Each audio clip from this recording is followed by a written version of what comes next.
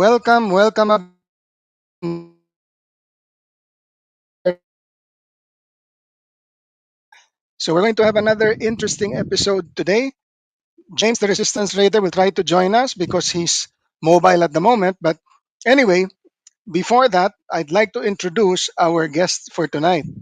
Now, before becoming a full-time peer-to-peer trader, she was in charge of growth for Paxful and was in fact responsible for building the Paxful Philippines community from the ground up, teaching users how to trade, how to make money with peer to peer trading, and anything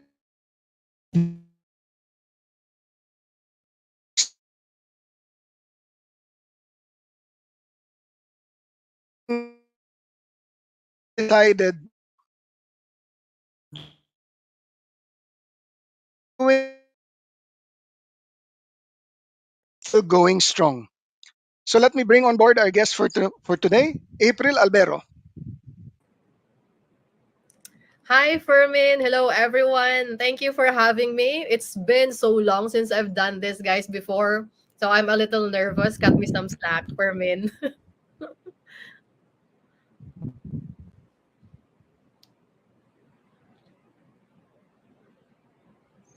Hello, April. Kumusta na?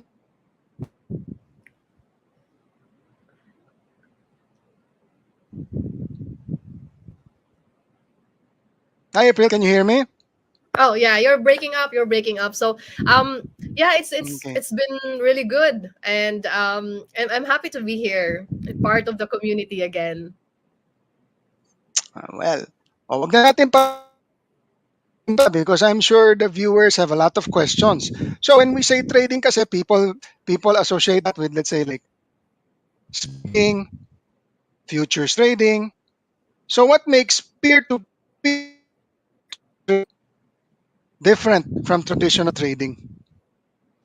Okay. So yeah, so I am really mostly a peer-to-peer trader. So I know na yung mga traditional trading kasi most people have been doing that. Pero for me it's easy enough to understand kasi you don't need to have the technical knowledge to read the charts, and as long as you learn the basics on how to buy and sell, it's actually easier. Any beginner can do it. Para sa akin kasi, yung traditional trading, for me, it's more like a gamble kasi you don't really know the market. Even if you know how to read the charts, there's still that's it's still pretty based on chance. And for me it's easier and much safer yung peer to peer trading. Para sa akin medyo madali siyang gawin and mas safe siya as long as how the market works, alam mo kung paano gamitin yung platform. So you just learn the basics, and it's easier even for the most beginners. So mas madali para sa akin, mas madali siyang gamitin compared to traditional. Although, there's still an opportunity on both, type of trading. Pero, mas nag-focus lang ako sa peer-to-peer since nandun yung experience ko. No, that's true, and I believe one of the differences also would be in peer-to-peer trading. Kasi when you're talking about, let's say, spot trading, usually that's buy low, sell high. Yeah. I suppose the same would apply to peer-to-peer. But even in peer-to-peer, you can buy high basta you sell higher. Yes, exactly. So parang no matter the case, you still make money. So even if you buy Bitcoin at a higher margin, you're just going to sell that at a much higher margin. So medyo yung loss mo, it's something that you can control. Although since the market is volatile, it's going up and down. If merong mga dumps na mangyayari overnight, pwede ka pa ding mag-loss, but it's less risky than the traditional trading. Although I think mas exciting pa din gawin yung traditional trading, like you have to read the charts, and then you buy low, and then once you make profit you sell high. As long as you control your greed, you can make money in trading, both traditional and peer to peer. Oh, Very important for the viewers, ha? Narinig yung sinabi ni April. Control your greed. So hindi naman masama Yes. daw maging greedy, basta moderate your greed. But in fact, I think another element that's very important is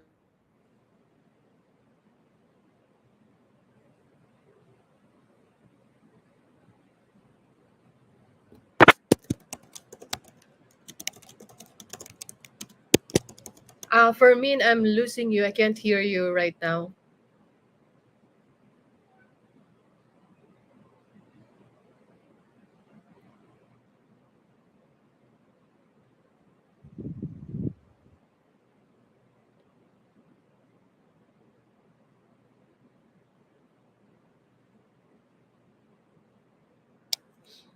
sorry, technical difficulties. But what I was saying was when you the arbitrage opportunities because you can buy in a place like the Philippines, for example, and there's an opportunity to sell it in a place, let's say like in Africa or Latin America, where there's greater demand for the particular crypto. So there is a premium which you might not necessarily get if you were just doing spot trading.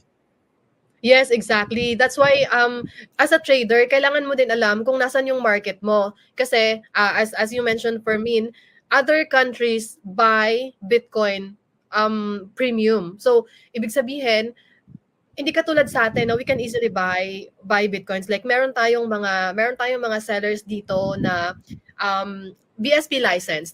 So makakabili tayo sa kanila like just 1% above 1% or 2% above the market price. And that's a pretty good price for us kasi other countries they buy like 10% or 15% above the market price. Yun yung sinasabi natin ng yung other countries willing silang bumili ng premium yung Bitcoin kasi mahirap bumili sa kanila. Like madaming mga yung sa government or walang payment method na nag-a-accept ng Bitcoin. So meron lang mga countries na mahirap. Kaya kung kunyari alam mo kung nasaan tong mga countries na to, sila yung targetin mo when you sell your Bitcoin. So yun lagi yung yan lagi yung tinuturo ko na strategy dati pa. So you buy locally at low margin and then you sell globally at higher margin. Just know your market and especially know your payment method. What payment method that works in this particular countries that buy crypto premium. So yun lang yung mga basics na kailangan mong alamin. That's a very interesting point, April. So are you at liberty to share with our viewers what are these countries or regions where you see them willing to pay a premium?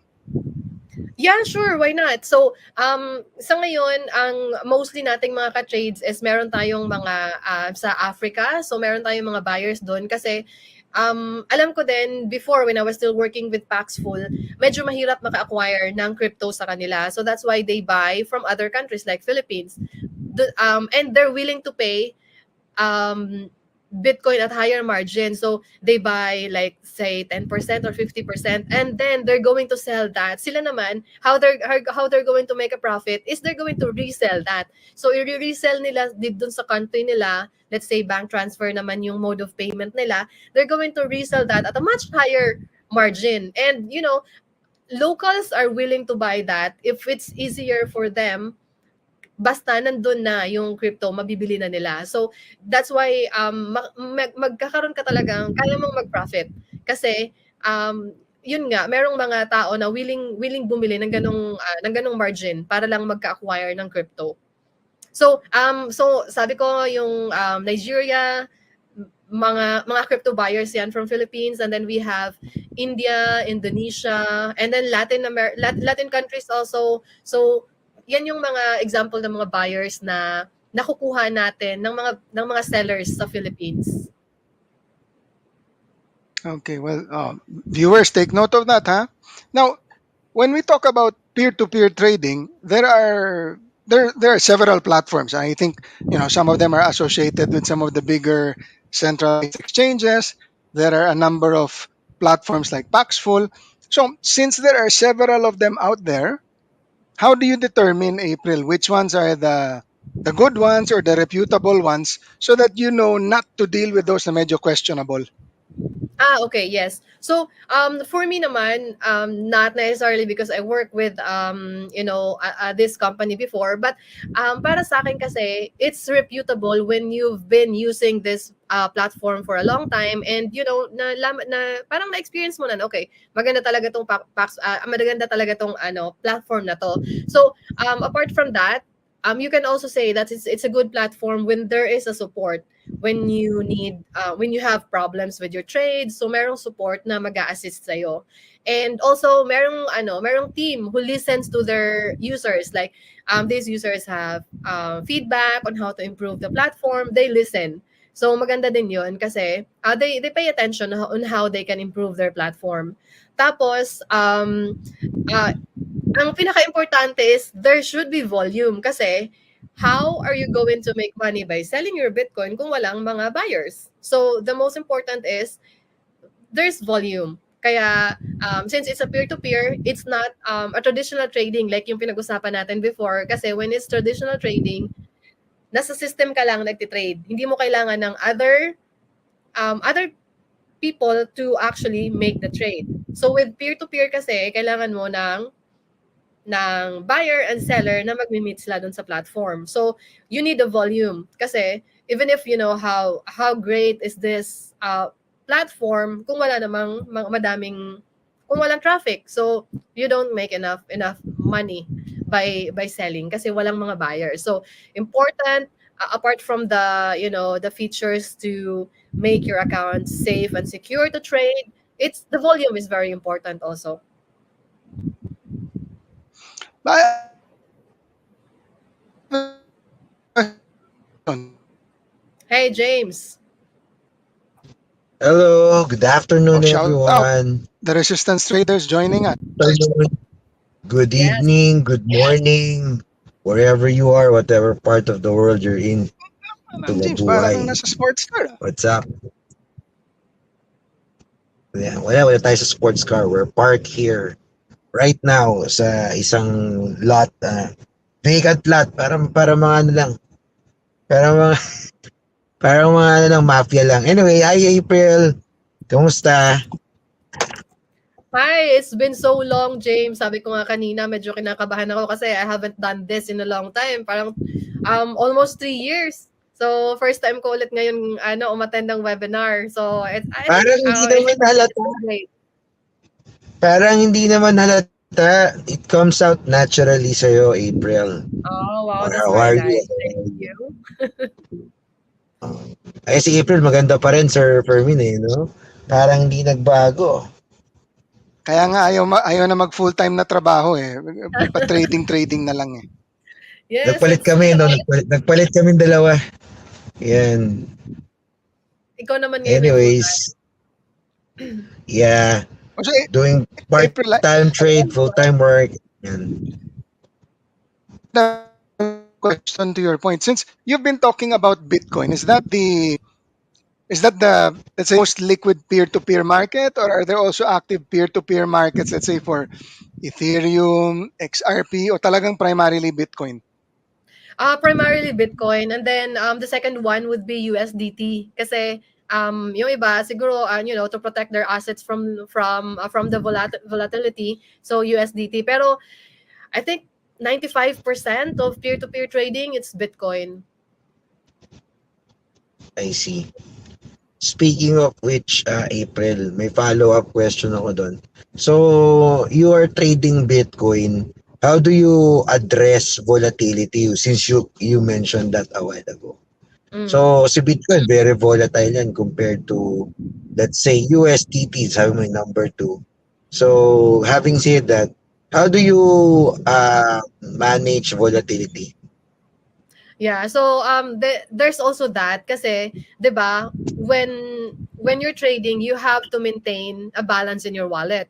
So for the people to be able to open trade with you, you have to have a balance. So meron ka dapat Bitcoin palagi in your wallet. And let's say ang maintaining balance ko is like let's say 100,000 pesos worth of Bitcoin.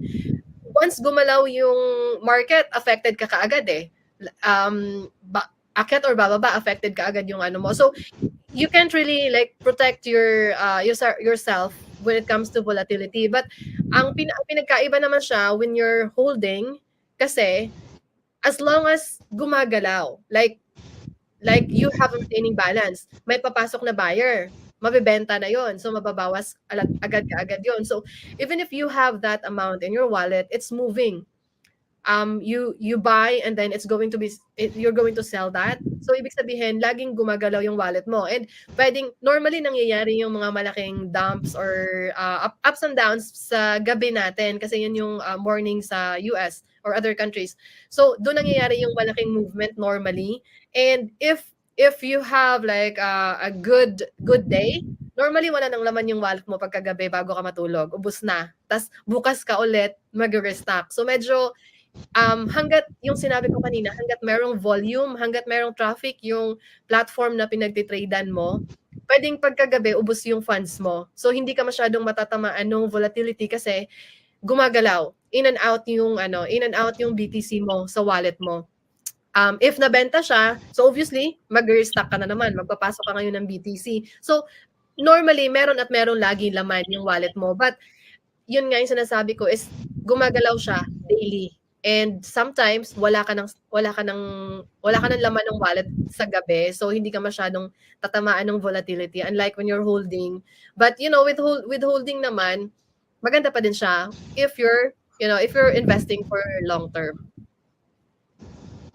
I see. Pag wala nang Sige. laman yung Ako, that's tawagan just mo my si James. question. Oo, restock tayo, James. Pwede. Oo.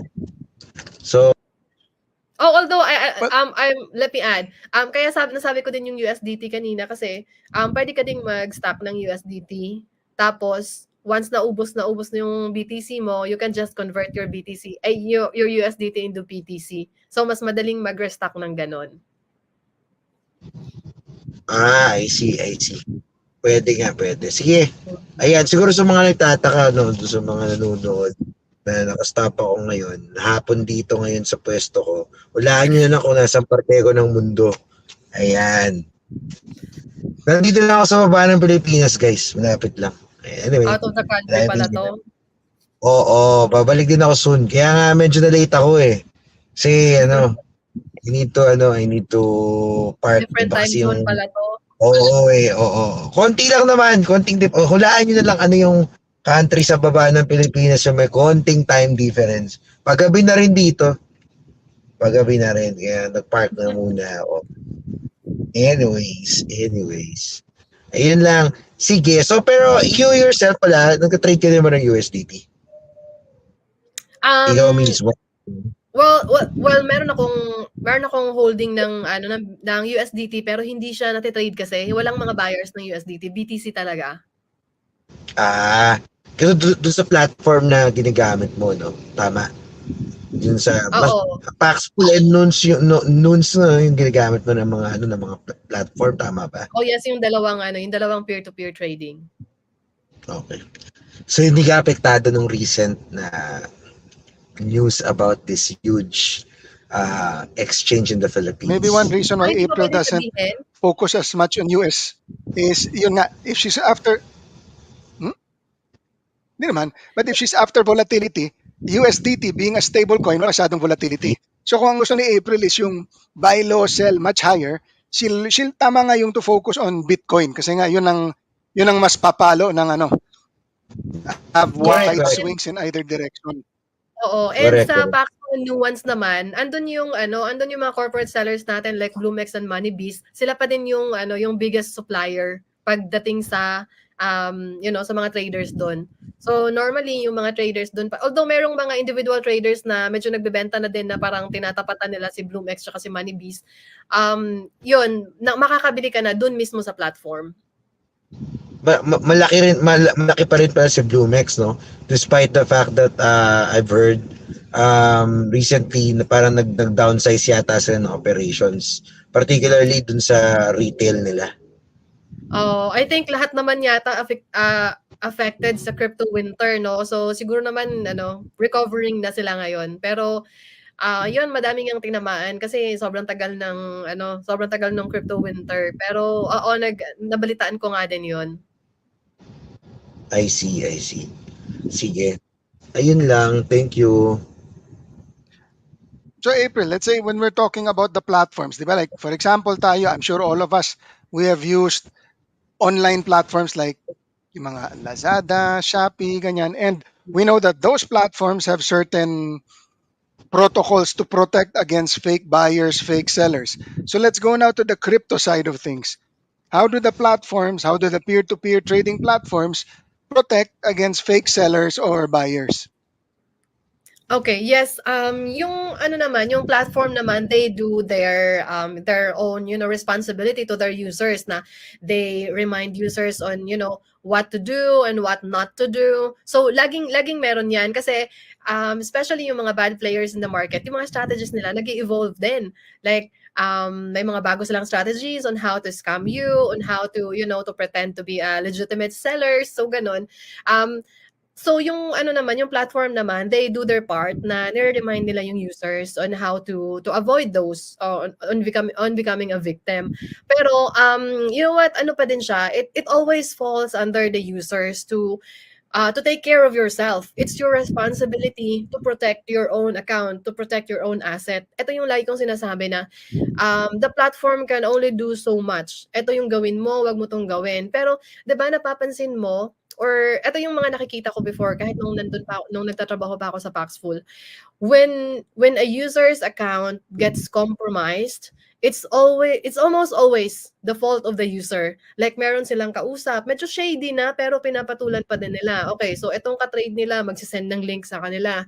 Ikaw naman magki-click ka dun sa link na yon. Tapos mako-compromise na ngayon yung login credentials mo.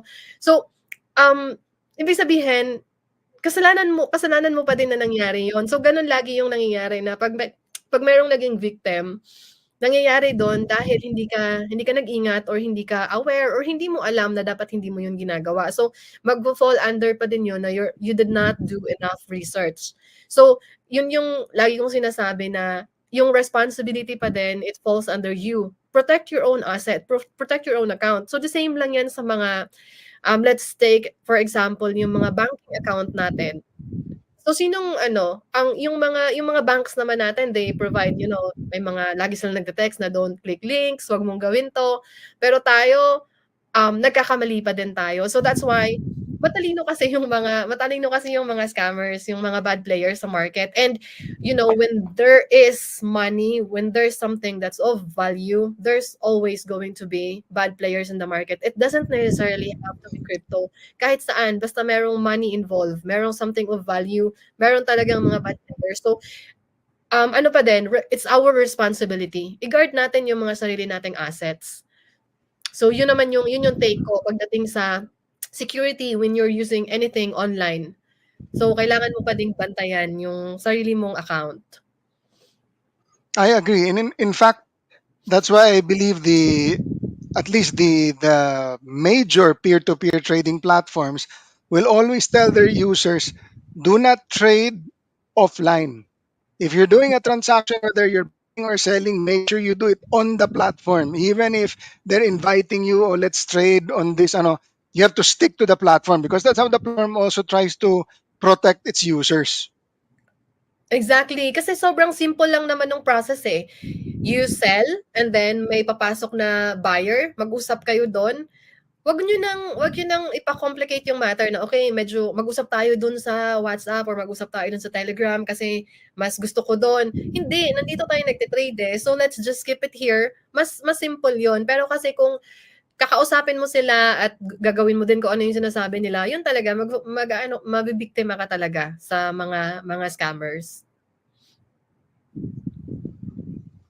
So, to our viewers, uulitin namin ni James yung sinabi ni April, trade only within the platform. Kahit na sino pa Yes, yung nag-imbita sa inyo, nakikinig ako, let's bro. trade offline, stick to the platform. Yeah, because the platform actually gives you some layer of protection. Yeah, like Somehow, not escrow. 100%, pero yeah. Oo, like escrow, yun naman yung ano, yun yung protection mo sa when you trade Uh, within the platform. So, next, protected ka ng escrow and then if you have any problems, magkaroon man kayo ng dispute, there's some moderators that's going to assist on whatever happens between the trade. Oh, so Got it, April, got it. Thank you. what what what would you say? Maybe kahit na top three characteristics needed to be successful in peer-to-peer trading. Hmm. Okay, top three. Sige, Oh, I I'm will sure start madami yan, with pero let's limit it to three. okay, sige. I will start with, being resourceful. Kailangan mong maging resourceful when you trade. When you trade online, especially peer-to-peer kasi the competition is tight. So kung ano man yung 2 years ago, nagtuturo ako sa Paxful, 'di ba? Nagtuturo ako, this is how you trade, ito yung mga payment method. Um, it changed. Hindi na ibig sabihin na whatever works before, it's still working right now. Puwedeng it's still working but eventually puwedeng hindi na. So dapat maging resourceful ka na parang aware ka kung anong nangyayari sa market para hindi yung, "Okey, hindi na 'to gumagana, wala na akong trade." Wala na. So dapat ikaw mismo, basta resourceful ka lagi. Lagi kang nakabantay sa mga competitions mo, anong ginagawa nila na hindi mo ginagawa. So dapat laging on top of your game ka palagi para maganda yung profit mo and ma-sustain mo yung pagiging trader mo. Tapos, next is siguro be quick to adapt change. Kasi madami tayong laging it's a well, market 'yan. So, ibig sabihin laging laging nagbabago 'yan. So, dapat laging nakaka-ride ka. Mas magandang ahead ka lagi sa competition. Kasi, um, sa peer-to-peer trading sobrang important nung mode of payment. Especially anong mga countries ngayon yung medyo malaki yung demand sa crypto, like lalo na 'pag merong mga like mga warring countries, meron tayong mga countries na ganyan ngayon. Paano nila mapoprotektahan yung asset nila? Or dapat naprotektahan na nila before pa nangyari yun, 'di ba? If you can know something like that ahead of time. So, mas magandang these people can turn into crypto lalo na't, aalis sila dun sa country nila. Actually, magandang example 'to, Fermin, like, 'di ba kunyari may mangyayari sa countries niyo, so parang ta's gusto mong umalis dun sa country mo, hindi mo naman mabitbit yung mga properties mo, eh. Tapos hindi mo mas magandang bitbitin mo yung crypto as an asset or you can turn your asset into crypto kasi kaya mo yang bitbitin anywhere. And wala kang dala na maki-question sa custom. Kaya ayan din yung isang advantage ng crypto. So anyway, it's a whole lot of topic pagdating sa ganyan.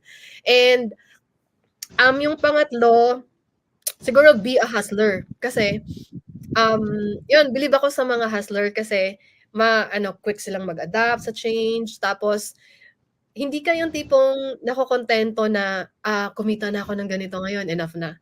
So, parang when it comes to, it's money, you can never have enough. So, ibig sabihin ayan kasi yung thinking ko, eh. It's you can never have enough, you don't know the future. So, ibig sabihin, 'wag kang mag-isip na, "Okay, this is enough." Kung kaya mo pa at meron pang maaga pa, sige kaya ko pang mag-trade.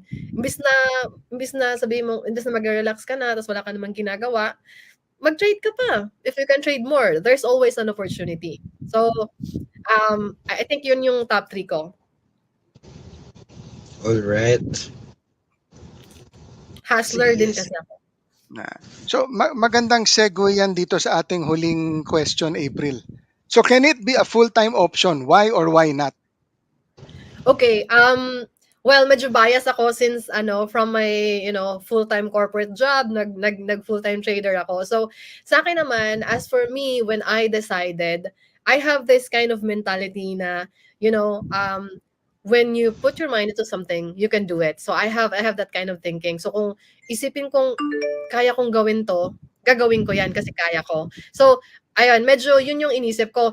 However, hindi ko 'yan ginawa like recklessly or impulsively na, "Okay, magfu-full-time trader ako." I had data, I had experience, like 3 years ko muna siyang ginawa bago ko siya ginawang full-time. So, although ang pinagkaiba naman sa'tin kasi I have other friends na they do trading and they make good profit out of trading but they don't give up their full-time job. Ang pinagkaiba naman is yung ibang tao, they can't give up the sense of security when you think of every 15th or 30 meron kang sweldo na dadating. So, meron kang parang financial security na okay, alam ko na meron akong pera. Whereas with trading, you can't really know. Like, maganda ba yung kita ko this month or maganda ba yung market? So, you don't have this exact money to expect. Pero unlike kung meron kang trabaho, alam mo na meron kang sweldo na dadating. So, yun yung sinasabi ko na sense of security. Kasi we're adults. Ang ano bang constant sa atin is expenses, bills, expenses left and right. So, Si expenses is Judith, constant. si Oo, Judith, adult. si Judith. Yes. Oh, Oo. So, yes, si exactly. Judith. So yun, yan, constant yan. Pero 'pag sa trading, constant ba na, "Okey, kailangan kong kumita ng ganitong amount." Hindi mo alam kung mami-meet mo yun or hindi. So, wala ka nung security na yun. So, that's why other people don't want to risk that. Pero, ang ginagawa nila, meron akong full-time job, nagte-trade ako. Why not? So, hustler ako, puwede ko yang gawin both. So, puwede din yun. Yung sa'kin naman, when I decide to become a full-time trader and ang different naman is I was confident. Like if I was confident that I can make it work, and I was also confident that worst case scenario, if it doesn't work, I can always go back to my corporate job. So I have that confidence na okay, ta-try ko lang kasi alam kong magwo-work 'to, eh, pero ta-try ko. If it's not going to work, well, babalik ako sa trabaho ko. I didn't think there's going to be a loss. So that's what made me decide. And then it's been 2 years since then, and it's going pretty well, and medyo hiyang ako dun sa kasi Nice. yan lagi yung even when I started working like 12 years ago when I first entered the corporate world, I was like, how can I retire after 10 years? I don't know how I'm going to do that. I have no idea. Pero eventually, I'm going to learn that along the way. Pero yun kaagad yung thinking ko, paano ko mag-retire ng maaga? Sa ngayon, I'm not really retired, but siguro partial. Pero kasi wala na akong full-time employment. Although medyo mahirap siya kung kailangan mo ng mga documents, but still you can file all your government stuff, mga individually, you can you can do that. So medyo bias ako pagdating dun sa ano kasi pero hindi ko siya, as I said, I didn't do that impulsively. I made my research and I already had like 3 years of trading experience before I decide na okay, I can do this full time. Nice. Ang na-capture ko doon, Fermin, is a confident. Confidently beautiful si April. Ganun ba yun? Ganon. Parang Miss Yes. Universe ang sagot. Anyway, meron akong kilala, April eh. Wala siyang work. Hindi rin masyadong nagte-trade. Pero kumikita constantly. Hindi natin Ano, papangalanan. Pero, mga hindi, that's a mayaman joke. talaga yan. I was trying to pertain to Mr. Barrenechea. Pero that's a Wow. joke. Wala na, Oo, dali na that's a ano, joke. No, Half ano talaga meant, ha? yan. Oo. but Oo. but I but Hindi I na natin think ma-reach diyan. please. But I think April, one of the things you highlighted, and I think for the viewers nga is similar to when we discuss trading, di ba, James? You need to find out what sort of personality or trader you are, right? Because there will be Actually, people na yun nga, they might like no, they might like the parang ano security of nga a to, 9 to no? 5 and do this on the Oo. side. Actually, for me, overall, no, siguro doon na lang din patikim. Doon sa mga, kasi April is doing a peer-to-peer trading, so that's one. Pero for all of those people watching us right now siguro, who's asking how to earn in the space, yan, overall, hindi lang sa trading, overall, in the space, in the blockchain space, in the crypto space, there are actually several ways. You just have to find what fits you best. Ang ganda nung sinabi ng April na may mga kaibigan siya nag-work, nag-trade on the side. Okay. Siya nag-trade. Okay. Meron namang iba, 'di ba? They're doing something else probably. And kaya we are doing all of this interviews with people like April to actually discover, rediscover, and learn and relearn. Ano yung mga pwedeng gawin ng mga viewers natin, ng mga nanonood sa atin, ng mga subscribers natin on how to possibly earn and learn dito sa space na to. Oh, Yeah. well said. Well said. Kumbaga, what resonates with you? Yeah. Yeah. So Ayun. April, if our viewers wanted to learn more, how do they get in touch with you? Oo nga. Si April ba mamamansin sa Facebook? Meron ba Facebook page si April or Kaya mabuti nang possibly? tanungin natin siya para siya magsabi kung paano. Tama, Ah, tama. Baka well, meron kang mga YouTube channel na gusto i-promote or whatever. no, since I'm flying solo, I don't do that anymore, but meron akong mga video recording previously pa, which is, you know, kahit hindi na masyadong up to date 'yon, it's going to, help you get started. So meron 'yan, available 'yan with Paxful before. So, pero since ngayon, I'm not affiliated with any trading company Platform. right now. So I don't do any tutorials anymore, webinars anymore. So, um, pero merong Museigen lang, no? Bigyan mo lang kami. Ang lakas natin, Fermin. She does not do this anymore maliban for us. yes, yes. Yan. Okay. Naman ako. Oo, totoo 'yan. Dahil sa inyo lang 'to. Sabi ko nga, I haven't done this in more than 2 years, 'di ba? So, 'yun yung ano. Pero ano Kaya eh, it comes out naturally from you eh. Parang ano talaga eh, parang natural na natural yung ano mo eh. Yung paggawa mo nitong webinar, yung ano natin, itong podcast na ano, webcast natin right now. talaga ba? Everyone Invite mo will lang see. ako ulit. Yeah. Sige, Oh, wag yung ka mga mag-alala. nag-agree. Yung mga nag-agree for me, paano tayo pa consensus mechanism tayo sa viewers natin? Oo. Would you guys type 1 on the comment section? Tingnan natin gaano karami. O ayan, may mga nagta-type na. O ayan, sige. Anyway, ayun lang. Thank you very much for gracing our humble show, Miss April. Oh, Ayan. before anything else, so since April is talking about finding what resonates with you, allow me and James to just share. We're going to have our first physical event in January of next year. So may I ask the back office just to show the poster briefly? So yan. So nakikita nyo naman, we have experts who are covering various topics, and James and I will be there, and we will be posting the details through our social media channels shortly. But this is our first physical event in a while, and the intention is to do this on a more regular basis. So yun lang. Yeah. So again, April, thank you very much for taking time to today. And wag mong, since you said basta imbitahin ka namin ulit, itaga mo na sa bato yan. In 24, iimbitahin ka namin ulit. Oo No naman. problem, no problem. It's always, thank you so much. It's always, I'm always thankful with you guys. Like when I was, starting in crypto, wala pa akong experience, wala pa akong kakilala. You were there, and you helped me, get around. So I'm always gonna be here for you if you need me. Kung meron man akong Yun. may tutulong, why not? So just let me know, Give and out thank some you so love. much. Yeah.